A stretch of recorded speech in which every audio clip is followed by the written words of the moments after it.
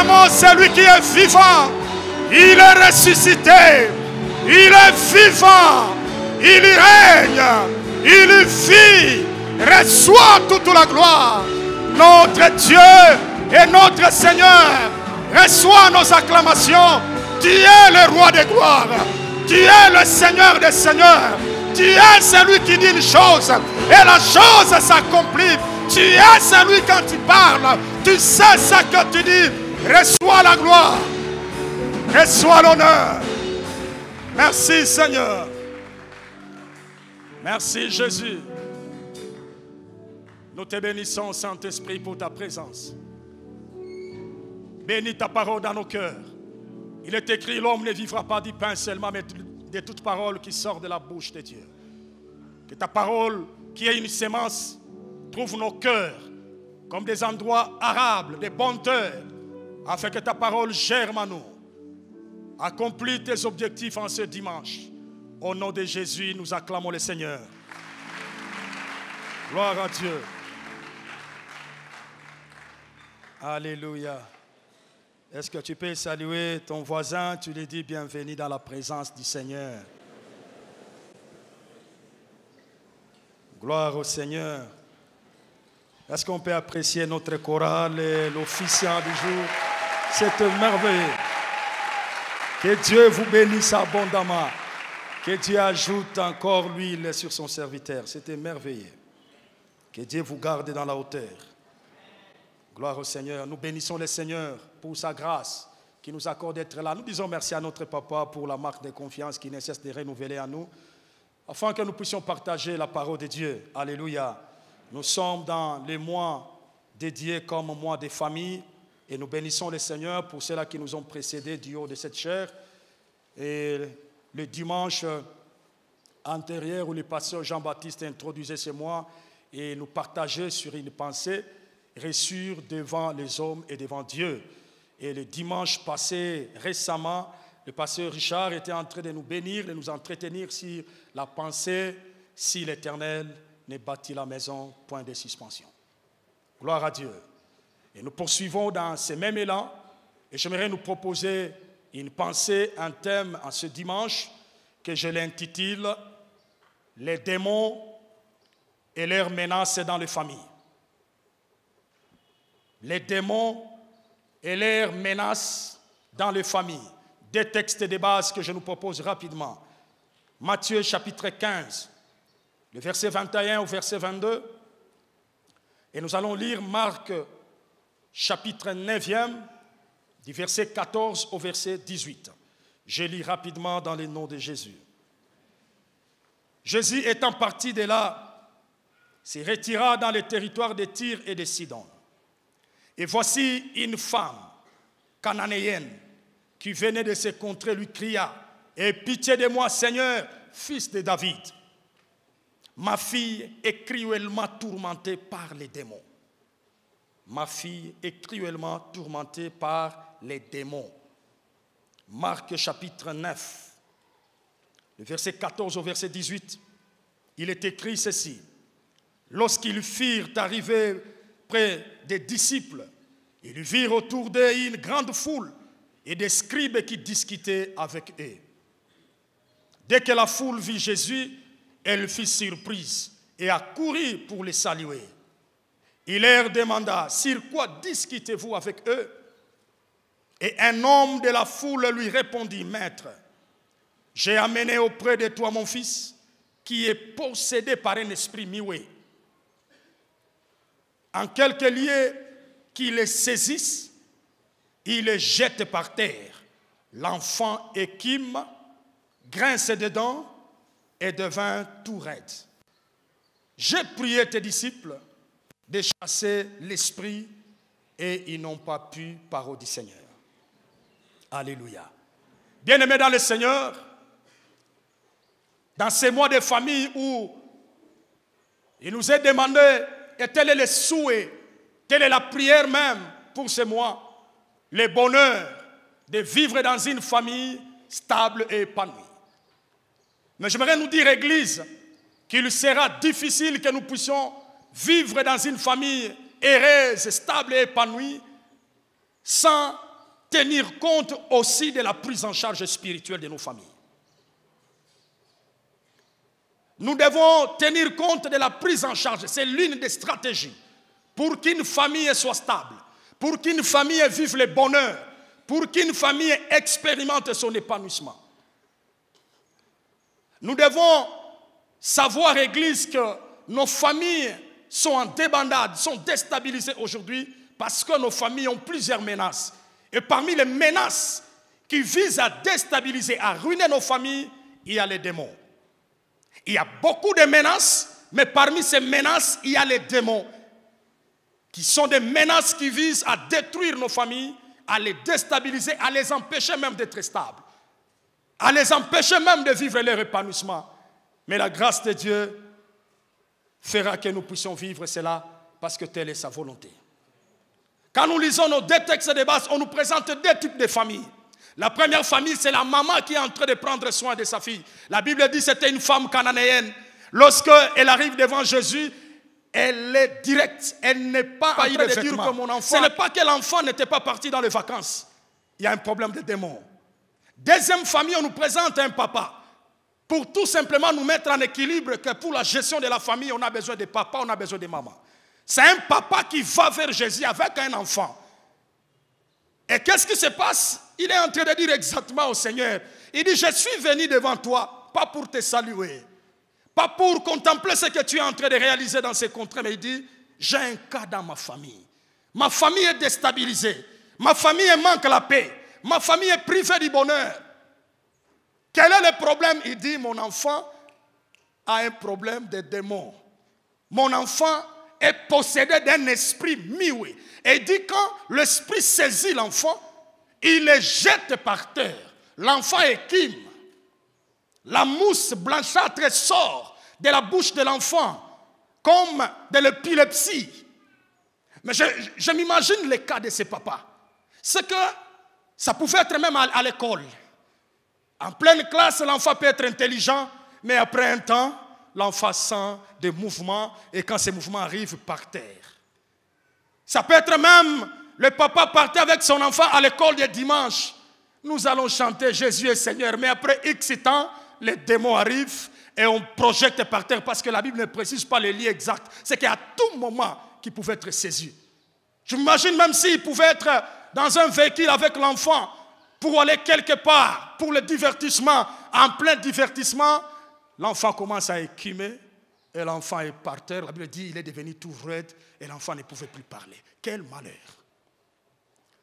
Nos familles sont poursuivies. Nos familles sont menacées. Et beaucoup de familles sont menacées. Et parmi les sources de menaces, nous avons les démons. C'est une réalité que certains peuvent dire, moi je ne sais pas cette affaire, ça n'existe pas, oui. Le niveau le plus élevé de la bassesse qu'on peut manifester, c'est ignorer l'existence des démons et leurs menaces. Parce que Dieu lui-même en parle et la parole de Dieu en parle. Il est très important que la famille comprenne que la prise en charge spirituelle est très capitale. Et cette prise en charge n'est pas seulement l'affaire des mamans, c'est une affaire des papas, c'est une affaire des mamans, comme nous voyons dans les deux familles, dans notre cas d'étude aujourd'hui. Alléluia. Les démons et leurs menaces dans les familles. 5 points seront abordés dans cet enseignement. Premièrement, nous parlerons des raisons d'être de cet enseignement. Pourquoi nous parlons des démons aujourd'hui? Est-ce que c'est pour présenter un cours de démonologie? Loin de là. Est-ce que c'est pour créer la terreur à l'église? Loin de là. Cet enseignement poursuit un but. Deuxième point, nous parlerons de quelques informations sur les démons. En tant qu'enfant de Dieu, on doit être complet.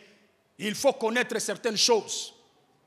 Il n'y a pas que les anges fidèles de Dieu qui peuvent venir la nuit comme le jour. Il faut comprendre aussi cette menace permanente. Troisième point, nous aborderons les vérités fondamentales à connaître sur l'activité des démons. Et le quatrième point, les menaces des démons dans nos familles.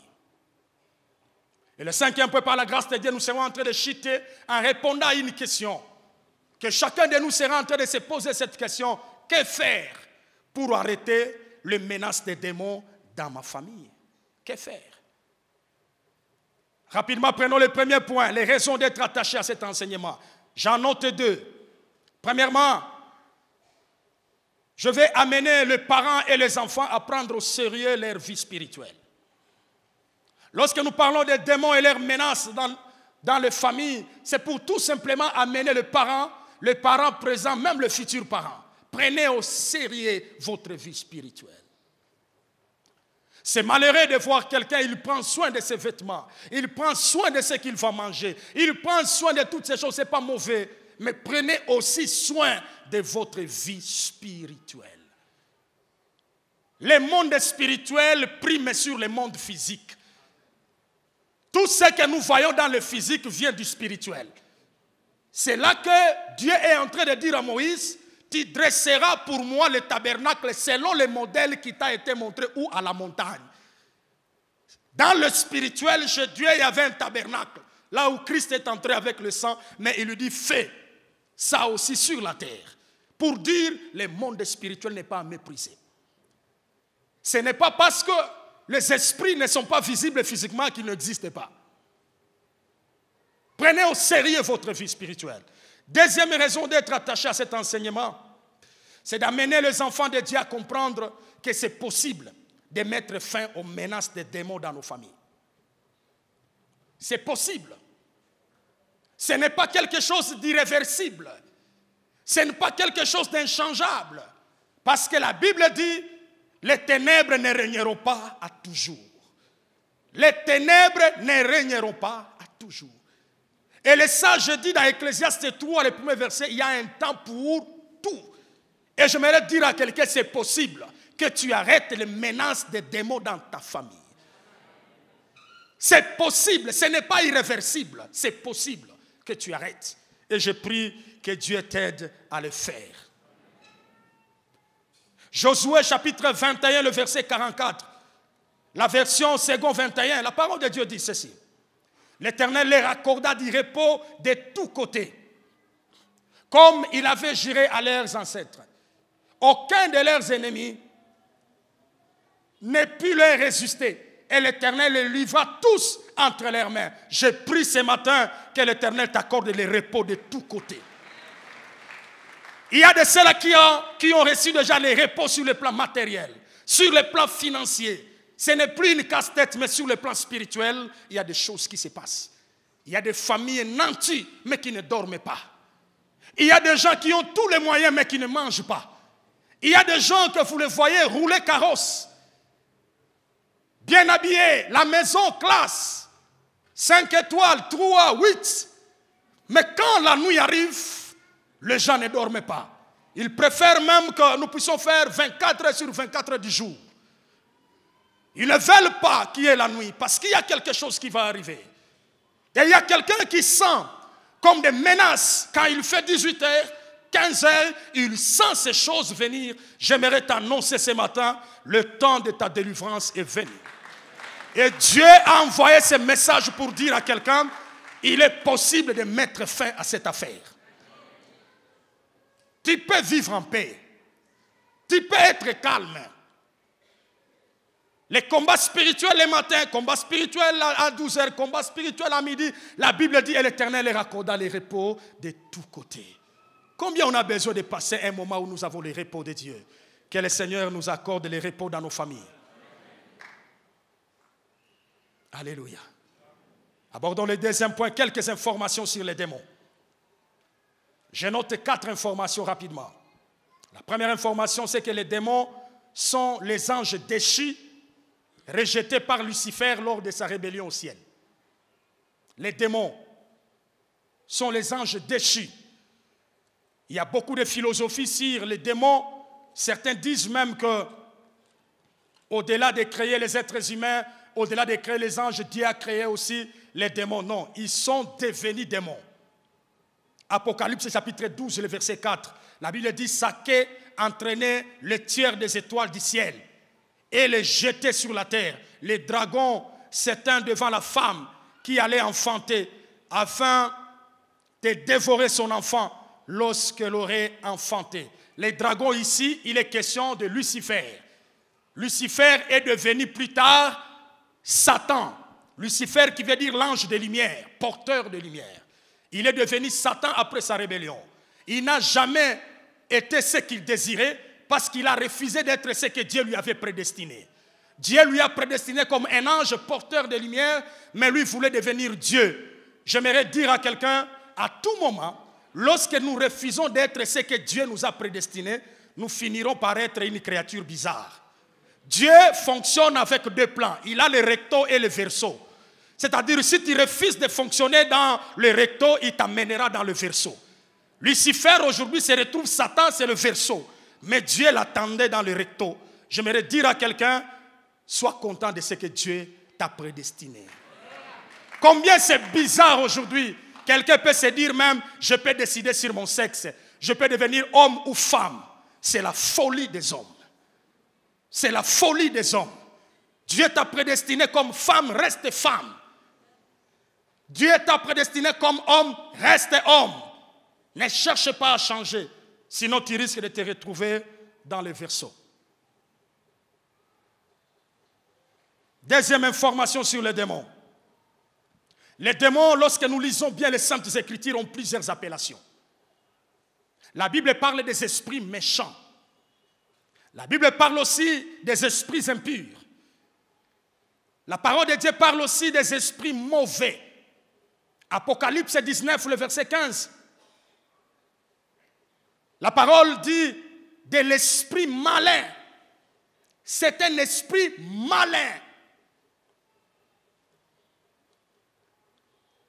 C'est là que j'aimerais dire à quelqu'un, surtout ceux qui travaillent dans le service de délivrance. Parfois, ça nous arrive. Aujourd'hui, il y a beaucoup de pratiques antibibliques qui doivent être corrigées par des enseignements. Ça arrive des fois en pleine délivrance, on t'amène quelqu'un, tu es en train de prier, et parfois des questions que même le Seigneur Jésus a fait face aux démons, les apôtres, ils n'ont pas posé ce genre de questions. Et quelqu'un en pleine délivrance, quelles sont ces questions? Qui t'a envoyé? Les démons se manifestent, ils disent qui t'a envoyé? C'est un esprit malin.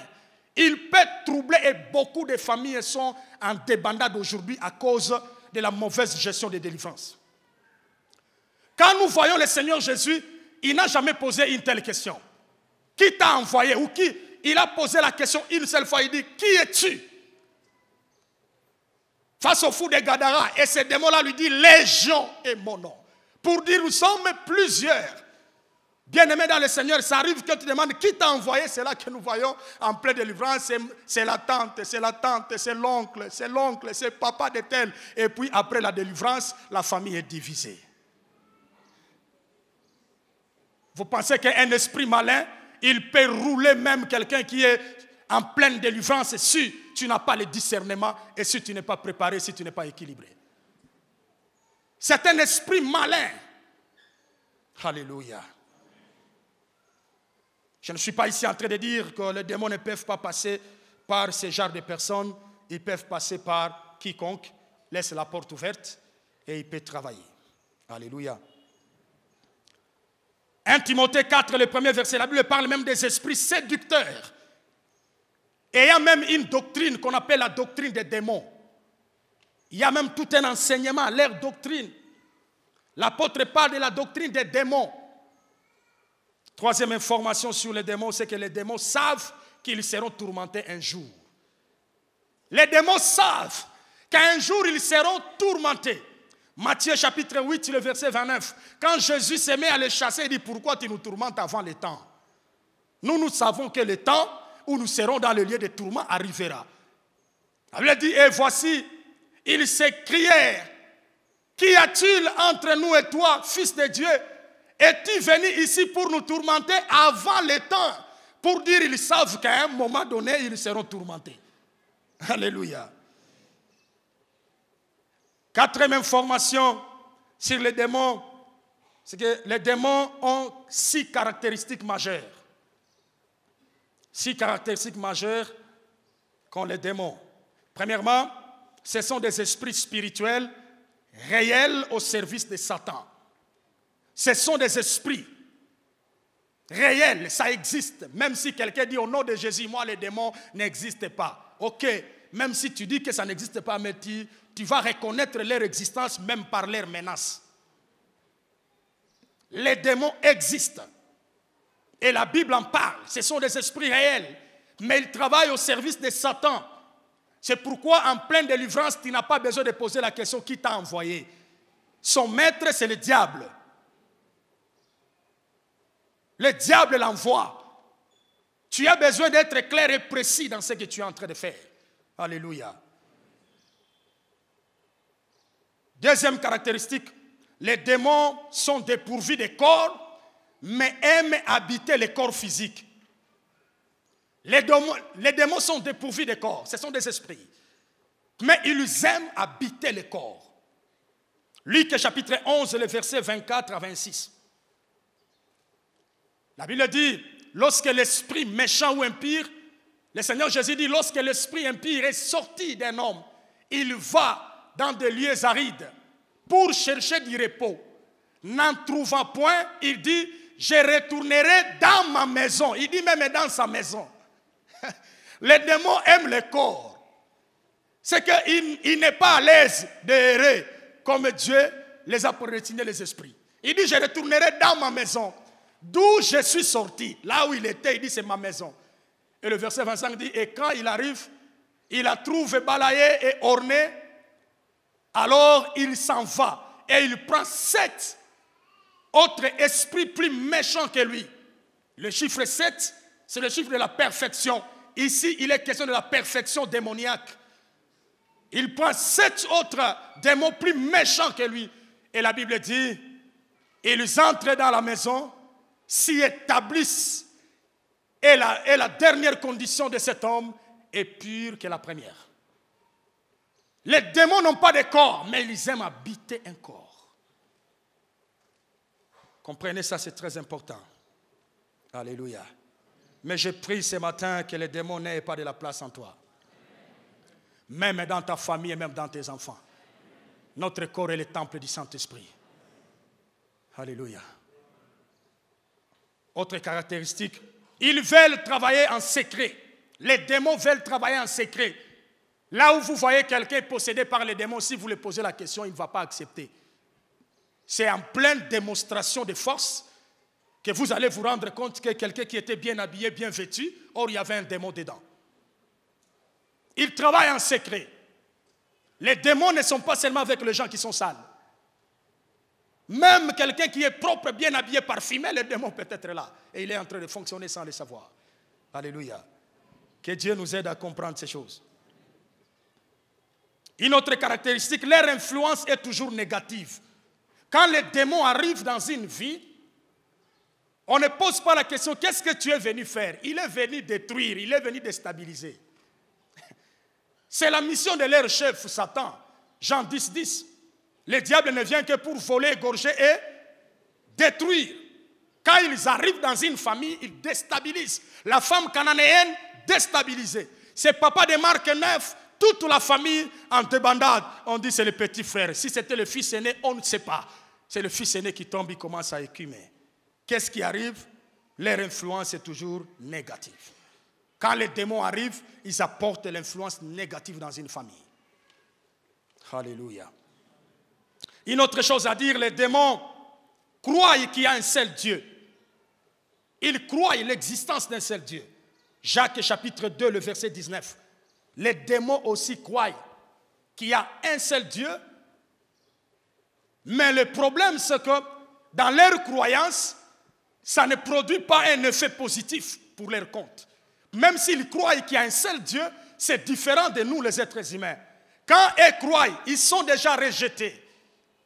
Ils n'ont plus la deuxième session pour être récupérés. Mais vous et moi, nous les êtres humains, l'avantage que nous avons, la valeur que tu as dans la présence de Dieu ou dans le cœur de Dieu, c'est qu'à tout moment quand tu crois, il y a quelque chose qui se passe. La Bible dit, crois et tu seras sauvé, toi et ta famille. Mais les démons, même s'ils croient, aucun effet positif ne s'ensuit de leur croyance. J'aimerais dire à quelqu'un, même si tu attends encore Dieu réaliser quelque chose dans ta vie, mais quand même, rends grâce à Dieu par rapport à ce que tu es. Les démons sont des anges déchus. Le péché n'a pas commencé avec Adam. Le péché commence déjà avec Lucifer au ciel, dans sa rébellion. Et les un tiers d'anges du ciel ont suivi la voie de leur maître et ils ont été rejetés pour toujours. La décision finale est connue déjà, ils sont condamnés. Mais quand l'homme a péché, qu'est-ce que nous voyons Dieu? Dieu, il sanctionne l'homme. Il met l'homme sous discipline. Mais lui-même dit, il prévoit déjà dans Genèse 3, le verset 15, il dit la postérité de la femme écrasera la tête du serpent. J'aimerais dire à quelqu'un devant Dieu, nous avons plus de valeur. Nous avons de la considération. L'homme a péché, Dieu lui-même cherche la solution. Mais quand les anges ont péché, Dieu les laisse pour leur compte. Mais qu'est-ce qui se passe? Dieu nous aime. Nous sommes les prototypes de Dieu. Dieu ne pouvait pas abandonner celui qu'il a créé à son image. Sinon, Dieu s'abandonnerait lui-même. Dieu peut arriver à abandonner l'homme quand l'homme décide de lui-même de ne pas accepter la solution de Dieu qui est Jésus-Christ de Nazareth. La grâce incarnée. Alléluia. Tu as de la valeur devant Dieu. Les démons peuvent faire des miracles. Apocalypse chapitre 16, le verset 14.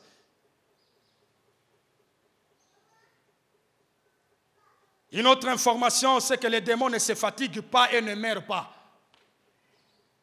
Les démons ne se fatiguent pas et ne meurent pas. Ce sont des esprits. Lorsque nous faisons face aux démons, on doit être éveillé et éclairé. Comprendre que ces gens-là ne se fatiguent pas. Et ils ne meurent pas. Même quand nous amenons feu, c'est pour les déstabiliser, les amener à sortir de manière forcée. Mais ils ne sont pas consumés. Ils partent quelque part, ils vont chercher comment retourner. Alléluia. C'est très important de comprendre ça parce que nos familles sont menacées jour et nuit par cette affaire ici. Alléluia. Alléluia. Que Dieu t'épargne, qu'il épargne ta famille de cette menace. La vérité fondamentale à connaître sur l'activité des démons. Nous parlons des démons et leurs menaces dans les familles. Il est très important d'avoir certaines connaissances de manière claire. Premièrement, je dirais, un ou plusieurs démons peuvent posséder et ruiner la vie d'une personne. Un ou plusieurs démons peuvent posséder et détruire la vie d'une personne. C'est pourquoi il est très important pour ceux-là qui ont la grâce de travailler dans le service de délivrance, de comprendre cela. Même quand nous prions pour quelqu'un, on a besoin vraiment du don de discernement des esprits. Les démons peuvent être nombreux dans la personne et quand vous priez, vous exercez l'autorité. Un d'entre eux peut dire « je sors ». Bien sûr, il part, mais il se peut que ses collègues restent en train de travailler. Ils peuvent être plusieurs. Parlant de Marie de Magdala, dans Luc 8, le verset 1 à 2, la Bible dit qu'elle était possédée de 7 démons. Parlant de cet homme de Gadara, Marc chapitre 5, le verset 9, la Bible dit cet homme était possédé de 6000 légions. Ça fait référence à l'armée romaine. Quand on parle de légions, qui était un ensemble de 10 bataillons, un bataillon qui composait 600 militaires, et quand on fait 10, ça amenait à 6000. C'est là qu'ils disent nous sommes légions, plusieurs, 6000 personnes.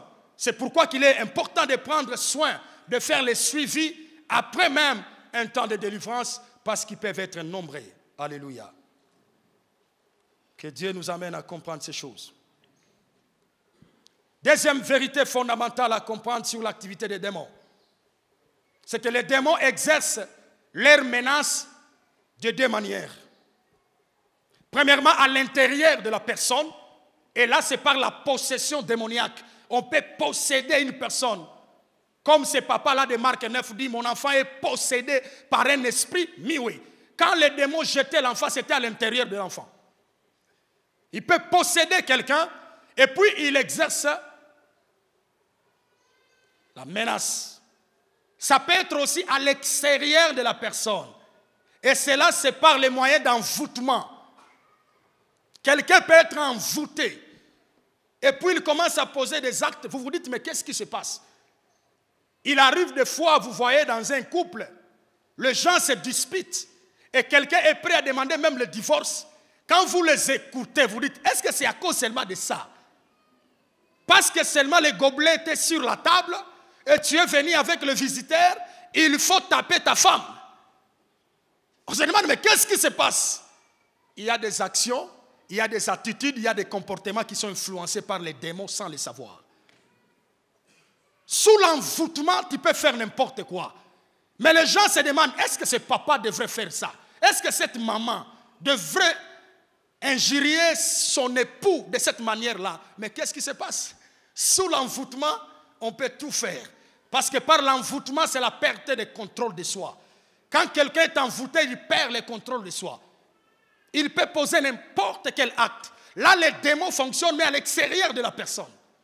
Que le Seigneur t'épargne de l'envoûtement. Vous pouvez causer des dépenses irréfléchies. Vous avez l'argent, mopao. Vous avez l'argent, tout est fini. Maintenant, quand tu rentres, c'est là que tu te rappelles que le 5 ou le 4 septembre, c'est la rentrée scolaire. Tu n'as pas encore acheté les kits scolaires. Il ne reste qu'une semaine. Mais tu as été payé le mois passé, tout est fini. Tu te retrouves quand la poche est vide. C'est l'envoûtement.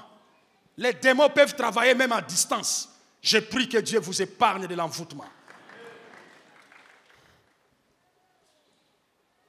Une autre vérité, c'est que les démons passent souvent par le sexe pour bien exercer leur influence dans une vie.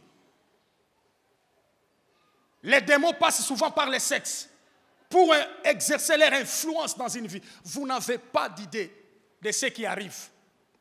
Et là, j'aimerais attirer l'attention de l'Église du Seigneur. Je parle aux célibataires. Le sexe avant le mariage n'est pas autorisé. Dans les Saintes Écritures, c'est là que la Bible dit, dans 1 Corinthiens 7, si quelqu'un brille, qu'il se marie. Le sexe n'est pas autorisé, on ne goûte pas. Pour dire comment je saurais, je vais prendre une marchandise bien couverte sans échantillon. La femme n'est pas un échantillon pour goûter. Et ça arrive que beaucoup de filles, une année, 6 mois de fiançailles, ça s'arrête. Pourquoi? Vous savez, quand quelqu'un goûte, il goûte aujourd'hui, il goûte demain, l'appétit disparaît en goûtant. Parce qu'il s'est dit, quand le cœur était en train de brillonner, il dit, c'est à cause de ça. Et il dit, c'est fini, il cherche ailleurs. J'aimerais te dire, garde-toi. Le Seigneur te donnera le mariage honorable au temps convenable. Vous savez, je parle même aux mariés. Il est écrit dans 1 Corinthiens chapitre 6, 15 à 18. Il est écrit, celui qui s'attache à une prostituée, ils deviennent un même corps, une même chair. Quand le pasteur prie ici, lors du mariage, il bénit le mariage. Mais les mariés sont unis et deviennent une même chair à la consommation du mariage. C'est là que vous pouvez être célibataire, mais être polygame dans le monde des esprits. C'est là que quelqu'un peut dire, moi je n'ai qu'une seule femme, mais vous avez plusieurs femmes derrière vous. Parce que vous avez conclu des alliances. Au-delà du plaisir, l'acte sexuel, sur le plan spirituel, est un acte d'alliance. Et ça a des répercussions. Ça vous amène dans des prisons spirituelles que vous ne savez pas imaginer. C'est pourquoi dans 1 Corinthiens 6, le verset 18, l'Éternel dit expressement, il dit fouillez l'impudicité. Par rapport à l'impudicité, on ne parle pas en langue. On n'entre pas en retraite pour ça, fouillez. Quelqu'un qui s'habille mal dans l'église parce qu'on doit en parler de ces choses quand nous regardons le vêtement que nous portons, nous disons, ça c'est le vêtement de l'homme après la chute. Quand l'homme est tombé dans la chute, quel est le vêtement qu'il a porté? C'est le feuille de figuier. Quand le soleil frappe le feuille sèche et le feuille laisse de fissures. Et c'est ça le vêtement que le monde nous amène, les gens s'habillent à moitié nus.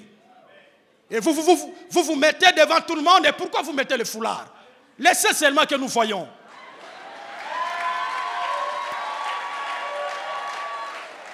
Mais quand nous voyons Dieu lui-même, quand il arrive pour restaurer l'homme, la Bible dit il égorge l'animal, il le couvre de peaux d'animal. Pour dire le corps doit être caché. Et vous mettez les gens mal à l'aise au culte comme ça. Oh frère, adore seulement. Je vais adorer comment?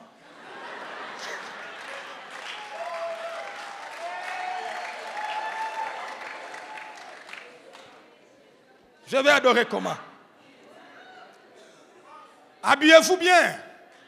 Habillez-vous bien. Habillez-vous convenablement. Être civilisé ne veut pas dire être nu.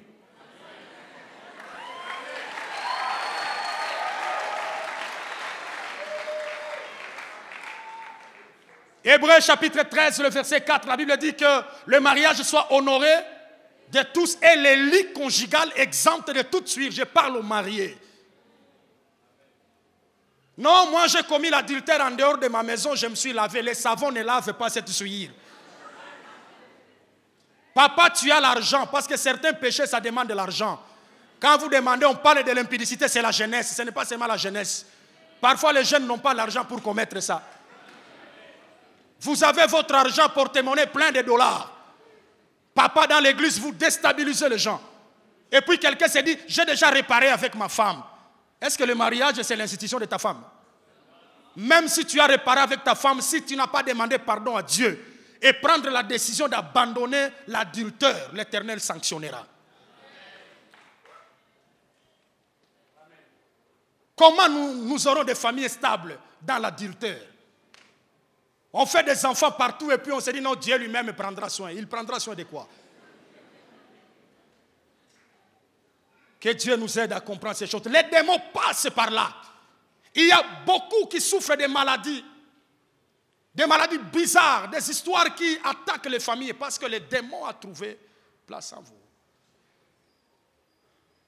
Un jour, on est en train de chasser les démons quelque part et puis on dit c'est à cause de son père. Son père sort avec des impudiques. Maintenant, cet esprit-là est en train de réclamer, détruire la vie des enfants. Parfois, les enfants souffrent dans leur innocence parce que les parents se sont laissés à faire ce qu'ils veulent. Alléluia. Une autre vérité fondamentale à connaître sur l'activité des démons, c'est que les démons ne réagissent pas de la même manière en sortant d'un corps. Les démons ne réagissent pas.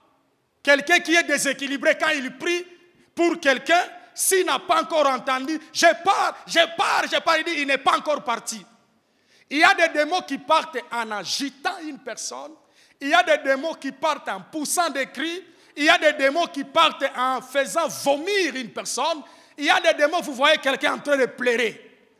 Il y a des démons qui partent aussi en mode silencieux. Les démons têtus ne parlent pas. La Bible parle même d'un esprit muet. Comment vous voulez faire parler un esprit muet? Toi, tu dois parler. Il est muet. Maintenant, toi, tu veux seulement en pleine délivrance. Parle. Qui t'a envoyé? Qui t'a envoyé? Fais, papa. C'est un esprit muet. Il peut partir sans parler. C'est ça l'équilibre que l'Église a besoin. J'aimerais dire à quelqu'un, vous chassez les démons, demandez les dons de discernement des esprits. Les démons peuvent partir et vous êtes là 3 heures, 4 heures. Pendant qu'à la 10e minute, les démons étaient partis déjà. Mais tu te fatigues pour rien, l'énergie est gaspillée par manque de discernement. Il n'y a aucune formule que la délivrance doit prendre seulement 4 heures. Ça peut aller au-delà de 4 heures, ça peut se faire même dans 1 minute. Demandez le discernement des esprits. Que Dieu vous accorde et nous accorde tous ensemble ces dons. Marc chapitre 1er, le verset 26. La Bible dit, et l'esprit impur sortit de cet homme en l'agitant avec violence et en poussant un grand cri. Luc chapitre 4, le verset 35. La Bible dit, Jésus les menaça et disant, tais-toi, sors de cet homme. Il y a des fois où Jésus ne voulait pas cet amalgame-là. Ce qui se passe aujourd'hui, le jeu avec le démon, parle. Et puis on lui tend le micro, parle. Tu es le démon de qui? Il cite les noms. Je suis le démon de tel. Je suis le démon de ceci. Ça s'appelle théâtre. Jésus dit, tais-toi, sors. Le seul verbe que Jésus nous a laissé pour conjuguer face au démon, c'est le verbe chasser. Pas le verbe discuter. Il a dit, voici les miracles qui accompagneront ceux qui auront crié. Ils chasseront, pas ils feront des débats avec les démons. Mais nous le vivons aujourd'hui. C'est les démons de tel, et puis on crie des conneries et quelqu'un perd même son temps à cause des bêtises. Ça fait mal au cœur lorsque nous suivons ces scénarios comme ça, nous disons, mais les gens perdent leur temps, ils perdent leur méga, leurs unités, inutilement pour suivre des bêtises. Une autre vérité, mes frères et sœurs. Certains démons ont des noms spécifiques liés à leurs activités ou à leur rang, ou encore par rapport à leur nombre.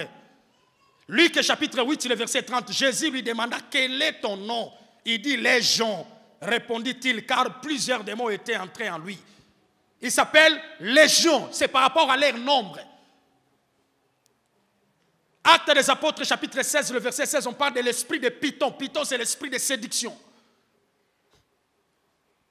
Matthieu 12, le verset 24, on parle de Belzéboul. Belzéboul qui veut dire le prince des démons ou le chef des démons, un démon supérieur. C'est par rapport à leur activité, par rapport à leur rang, par rapport à leur nombre. 2 Corinthiens 6, le verset 15 parle de Bélial. Bélial qui veut dire en hébreu méchanceté ou vaurien. C'est par rapport à leur état de méchanceté. On l'appelle Bélial. Très important. Marc chapitre 9, le verset 17 parle d'un esprit mioué. Il est appelé à rendre les gens mioués. Vous mettez au monde et l'enfant ne parle pas. On croit que tout est naturel. Et je prie que cette affaire s'arrête dans ta famille. Marc 9, 25 parle d'un esprit sourd. Quelqu'un n'entend pas. Il y a certains cas de surdité, ça vient des démons. Et les gens doivent comprendre cela. Alléluia. Alléluia. Une autre vérité. Quelques raisons qui attirent l'influence des démons dans une vie. Il y a des raisons qui attirent l'influence des démons dans une vie. Premièrement, c'est le fait de refuser de croire au Seigneur. Quand vous êtes un païen, le diable a la légalité sur vous. Il peut envoyer sa délégation te visiter ou s'installer chez toi à tout moment. C'est là que j'aimerais dire à quelqu'un: donne ta vie au Seigneur. Il y a deuxième chose qui attire l'influence des démons, c'est les mauvaises pratiques. La voyance, la magie, le voyage astral. Il y a beaucoup de gens qui se disent: nous sommes en concentration, nous voulons atteindre une dimension supérieure. Et on leur parle de voyage astral où on appelle encore le dédoublement. C'est-à-dire, je peux être ici et je fais des pratiques, je disparais, mon esprit quitte mon corps et part opérer. Et quelqu'un disait même à la chair, il dit: les sorciers quittent leur corps et ils sont en train d'aller maudire les gens. Comment nous aussi on ne peut pas quitter notre corps? Il n'est pas prévu que par nos propres pratiques. Des gens quand l'esprit est quitté, la Bible dit, quand Paul dit, il a connu une expérience surnaturelle, il était en extase. Il dit, s'il était dans son corps, je ne sais. S'il était en dehors du corps, je ne sais. Dans Ézéchiel, la Bible dit, et l'esprit m'a transporté dans une vision. Mais les gens pratiquent aujourd'hui le voyage astral pour attester qu'ils ont connu des dimensions supérieures. Vous finirez par être sorcier en pleine pratique. Que Dieu vous épargne de cela. Les maraboutages, même $100 se perdent dans une maison, vous devez consulter les marabouts. Les enfants sont morts, vous consultez les marabouts. Et vous activez leur influence sans le savoir. Vous pensez que celui qui a tué aura la vérité de dire que c'est lui qui a tué? Le diable vient pour tuer et vous partez chez le diable pour savoir qui a tué qui. Même un homme sérieux cache quand même sa méchanceté. Alléluia. La nécromancie, beaucoup prennent ça comme des sciences. La nécromancie, les rapports avec les morts. Les gens font même des rapports avec les morts, mais les gens ne savent pas. La duplicité, une vie double, idolâtrie, ça tire l'influence des démons. Il y a une autre réalité, c'est les sciences occultes. Nous sommes dans notre loge, on ne tue pas. Ok, ce n'est pas question de tuer, mais Dieu a interdit ces choses. Alléluia. Que l'Éternel délivre quelqu'un. L'adoration inconsciente ou consciente des esprits mauvais. On peut adorer les esprits de manière consciente, de manière inconsciente. De manière inconsciente, ça peut se passer même par la musique profane. Vous écoutez n'importe quelle musique. Derrière une musique, il n'y a pas que la mélodie.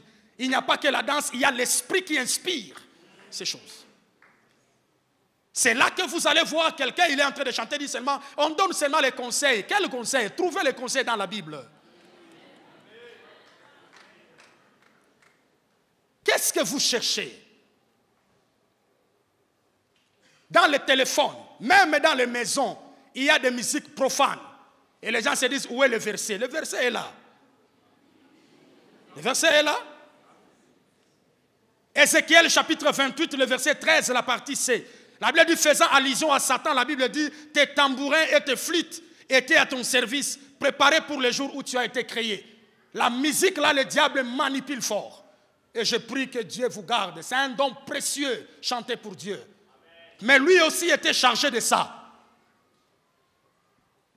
C'est pourquoi Ephésiens 5, 19 dit, entretenez-vous avec des psaumes, par des hymnes et par des cantiques spirituels, chantant et célébrant de tout votre cœur les louanges du Seigneur. Nous sommes sauvés, mais pourquoi nous suivons encore ces choses? Oh, tu as un système à lui faire. Maintenant, vous chantez ça. Tu es en Christ, mais tu es dans le système à lui faire. On ne comprend pas. Les gens ont chanté des choses sans comprendre. En plein culte d'adoration comme ça, tu quittes qui ne s'emplit pas, qui veut dire ce qui amène les ténèbres. Et les gens sont là, nous chantons, nous sommes là. Le Saint-Esprit nous amène chez Dieu et les démons nous amènent là. Quelqu'un ose de mettre ce genre de musique dans ton mariage, il faut arrêter ce genre de pratique. Bien-aimé, on n'est pas là pour tolérer n'importe quoi. Nous savons ce que les démons sont en train de faire dans les familles, et si nous le disons, c'est avec l'arme au cœur. L'église se met dans n'importe quoi. Oh, il n'y a pas de verset. Il n'y a pas de verset, tu n'as pas lu la Bible. Qu'est-ce qui n'est pas mentionné ici? Une autre vérité, bien-aimée, c'est que le Seigneur Jésus et les apôtres accordaient à la délivrance la bonne place dans leur ministère. Et le Seigneur Jésus et les apôtres, ils accordaient la délivrance une bonne place dans leur ministère. Mais aujourd'hui, il y a beaucoup d'églises, nous sommes comme dans les socialistes. On peut chanter, louer, mais quand on parle de la délivrance, nous on n'est pas dans cette affaire-là de délivrance. Jésus, c'est lui le modèle parfait. Les apôtres, la Bible dit, nous avons été édifiés sur le fondement des prophètes, des apôtres, et Jésus-Christ lui-même étant la pierre angulaire. Jésus prenait ça, 4 choses, était dans la préoccupation majeure du Seigneur Jésus et même des apôtres. Premièrement, l'enseignement. Les gens n'aiment plus l'enseignement. Deuxièmement, la prière. Troisièmement, la guérison des malades. Et quatrièmement, chasser les démons. Jésus enseignait, il priait, il guérissait les malades et il chassait les démons. La délivrance a sa place. Alléluia. J'aimerais dire, la dernière vérité, tout enfant de Dieu peut chasser les démons, à condition d'avoir une bonne intimité avec le Saint-Esprit. Nous sommes les candidats propices à chasser les démons, mais comment? Comment? Quelle est la vie que nous menons? La qualité de vie qui honore Dieu. Marc chapitre 16, le verset 17, ils chasseront les démons, mais ça arrive que tu ne chasses ni même pas les démons à la maison. 5 ans, 10 ans, 15 ans dans le Seigneur. J'aimerais dire à quelqu'un, tu dois aussi chasser les démons. La délivrance n'est pas une spécialité pour certaines personnes. Si tu comprends ces choses et tu mets ça à cœur, tu arranges ta vie et tu t'engages à ça, tu chasseras. Parce que du reste, ce n'est pas nous qui chassons. C'est Dieu en nous qui chasse les démons. Je prie que le Seigneur t'amène à commencer à faire la délivrance dans ta propre famille. Et que tu commences à faire appel à l'extérieur quand ça ne marche pas. Quand ça ne marche pas, on fait recours à l'extérieur. Mais on ne peut pas contacter l'extérieur quand soi-même on est puissant pour faire. Tu peux aussi faire ça. Alléluia. Quelques menaces rapidement. 4e point. Les menaces des démons dans les familles. Il y en a plusieurs, mais je note rapidement 4. Premièrement, les démons sont à la base de certaines maladies. Il y a des maladies quand vous allez dans les hôpitaux excellents. Vous arrivez partout, on vérifie, les médecins disent, je ne vois rien. Mais vous êtes en train de pleurer. Quelqu'un souffre, mais le médecin dit, je ne vois rien. Ici, j'aimerais dire deux choses. Il y a des maladies qui ne sont pas visibles dans le microscope. Et toute maladie n'est pas d'origine démoniaque. Il y a des maladies physiques, allez à l'hôpital, vous serez guéri. Mais il y a des maladies qui ne doivent être guéries que par la démonstration d'onction. La démonstration de puissance. Alléluia. Que Dieu t'éloigne. Alléluia. Gloire à Dieu. Beaucoup de familles sont devenues pauvres comme ça. Vous allez en Inde, ça ne marche pas. Vous allez aux États-Unis, ça ne marche pas. Le premier réflexe des chrétiens, c'est aller à l'hôpital. Dieu, c'est quand l'hôpital échoue. J'aimerais dire à quelqu'un que Dieu commence d'abord. Il y a des cas que vous pouvez dépenser 10 000 $, quitter ici pour l'Inde, et vous pouvez avoir la délivrance ici à la salle d'intercession. Vous n'allez même pas payer le taxi pour monter là-bas. D'ailleurs, quand même vous ne savez pas, il y a des intercesseurs qui vont t'aider à te transporter. Mais tu payes beaucoup d'argent pour rien par ignorance de ces choses. Alléluia. Deuxième menace. Les démons sont à la base de certaines infirmités et déformations physiques. Luc chapitre 13, le verset 10 à 13, je paraphrase. Jésus parle d'une femme possédée par un esprit pendant 18 ans. La femme est courbée. Les gens pouvaient dire c'est anormal, c'est une anomalie. Les médecins disent seulement au sérieux. Les médecins sont sérieux, ils disent c'est une anomalie. Mais une anomalie de quelle origine? Jésus dit c'est les démons. Les démons. Notre texte de base, Marc 9, 17 à 18, on parle d'un démon qui rend muet et sourd. J'aimerais dire aux parents, priez même pendant que vos femmes sont enceintes. Et vous-même, femmes enceintes, priez pour votre enfant. Priez pour cette grossesse-là. Et je prie ce matin que l'Éternel délivre toute femme enceinte de toute attaque, de malformation, d'origine satanique et démoniaque. Que Dieu vous libère de ces choses. Ça fait souffrir les parents. Quand vous mettez au monde, l'enfant ne parle pas, l'enfant ne marche pas. Ce n'est pas une joie. On a besoin d'envoyer quelqu'un, mais l'enfant ne parle pas. On a besoin d'envoyer quelqu'un, l'enfant est boité. Et puis on trouve ça normal, on est en train de s'amuser avec ça. Priez. Prenez la vie de prière au sérieux. Les démons ne blaguent pas. Une autre menace. Les démons sont à la base de certains cas de folie dans nos familles. Le cas de cet homme de Gadara, Marc 5. Par la folie, ici, nous comprenons les troubles mentaux. Manque de jugement, absence de raison, l'aliénation, la démence. Vous voyez quelqu'un être sérieux et content d'habiter des endroits anormaux. Regarde le genre, le type de fou que nous vivons avec. Il mange où? À la poubelle. Quand vous le voyez, il s'habille beaucoup de vêtements qui dépassent même son âge. Mais quelqu'un devient comme ça. Il y a même une autre menace. Il y a des masques. Ce qu'on appelle des masques.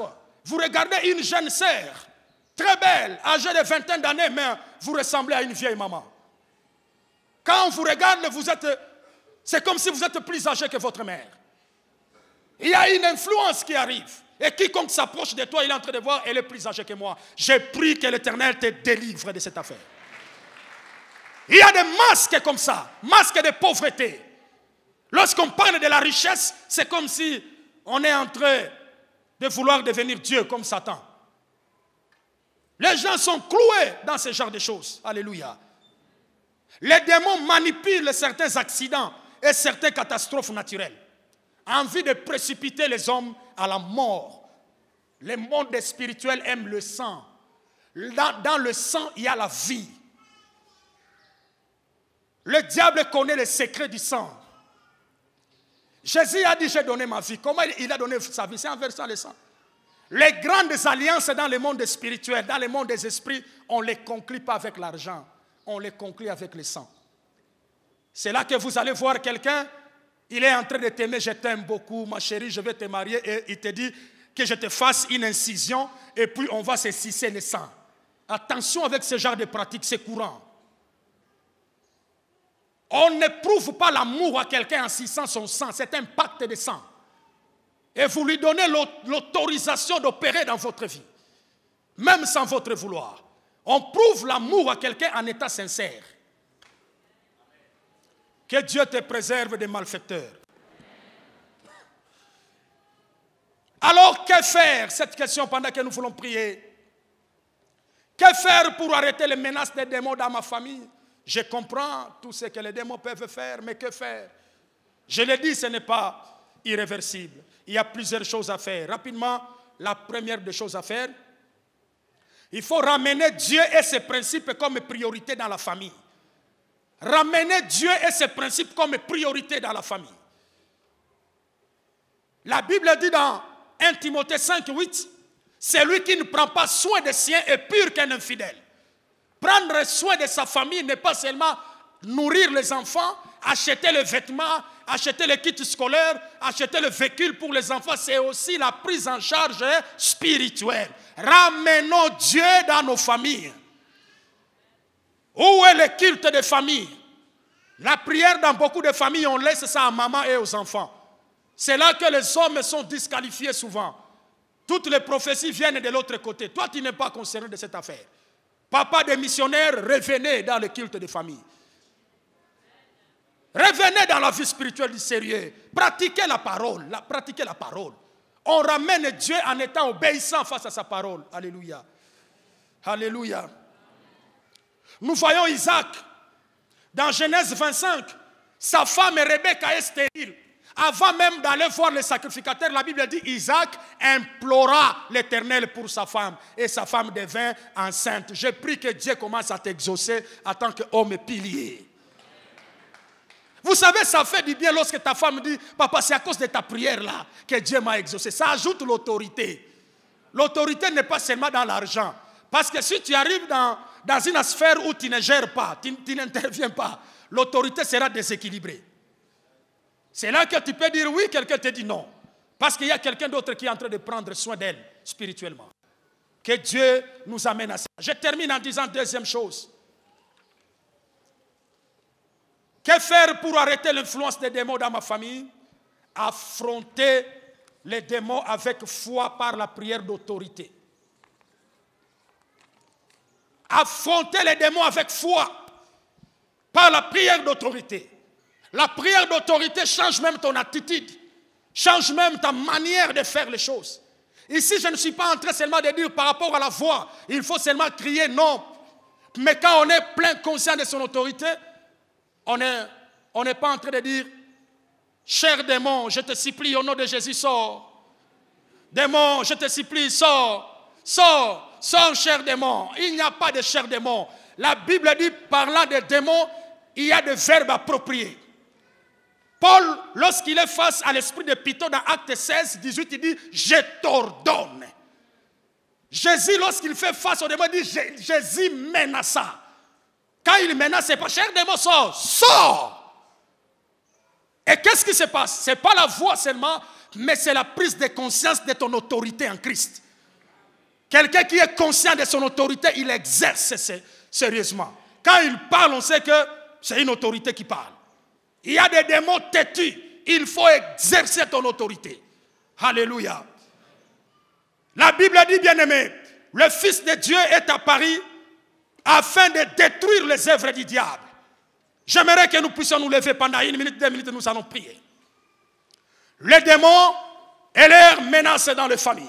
C'est possible que la famille soit stable parce que le Fils de Dieu est apparu pour détruire les œuvres du diable. Et celui qui est en vous est plus fort que celui qui règne dans ce monde. J'aimerais te dire, prie pour ta famille, élève ta voix et tu pries par rapport à un cas qui trouble la famille. Il y a ta famille qui souffre. Il y a des réalités bizarres qui sont en train de suivre la famille. Est-ce que quelqu'un peut élever sa voix et commence à prier? Est-ce que tu peux élever ta voix? Tu es en train de faire face aux esprits. Face aux esprits, on prend autorité. On prend conscience de son autorité. Qui es-tu en Christ? Qui es-tu, grande montagne? Devant Zorobabel, tu seras aplani. Je déclare, au nom puissant de Jésus, aucune influence démoniaque ne va déstabiliser ma famille. Je prie pour toi. Prie le Seigneur. Menacez-les. Menacez-les. On ordonne nos esprits. On ordonne nos esprits impurs. On les menace. Menace. Menace. Menace. Menace-les.